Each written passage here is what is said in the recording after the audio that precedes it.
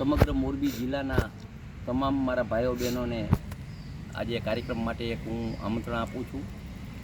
આપણે સૌ જાણીએ કે મોરબી આપણું પ્રાંજાપરો છે. એ મોરબી સ્ટેટે 4200 વીઘા જમીન આપી છે. એમાં 1000 વીઘામાં આપણે પર્યાવરણનું ક્લિયર થઈ ગયું હોય, ઝાડવા આવ્યા 1.5 લાખ. બીજા પશુ માટે 2000 વીઘા આપણે ખેડી. હવે જે 1200 વીઘા છે એ ડેમની ઉપર આપણી પટેલ બોર્ડિંગ રહી એની બાજુમાં છે.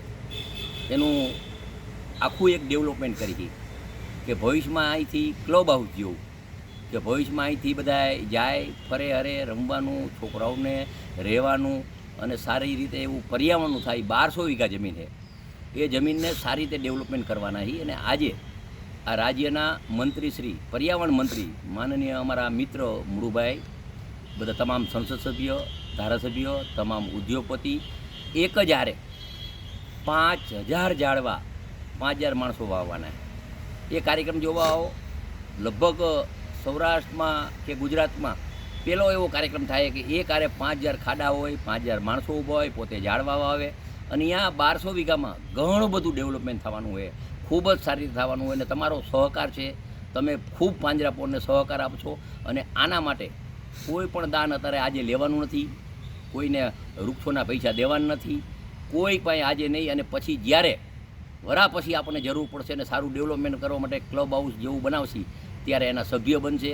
અને આ 1200 વીઘા આવતા દિવસોમાં માણસોને કામ આવે, પશુને કામ આવે.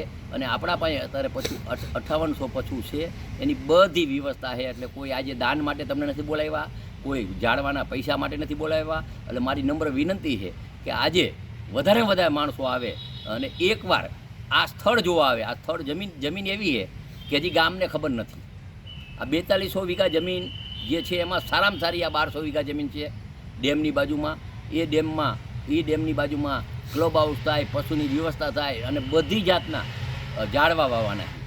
અંદર જાય 5 વાર પછી તો છોકરાને એમ થાય કે મારે આ કેરી કેવી રીતે થાય છે, જાંબુડા કેવી રીતે થાય છે, ડારમ કેવી રીતે થાય, એ બધું છોકરા જોઈ શકે એવું એક આખું આયોજન કર્યું. અને બહુ સારી રીતે આયોજન થાય. એમાં આજે સાંજે 4:30 વાગે તમામ મારા વાલા ભાઈઓ બહેનો આવો એવી મારી નમ્ર વિનંતી છે અને આહવાન છે.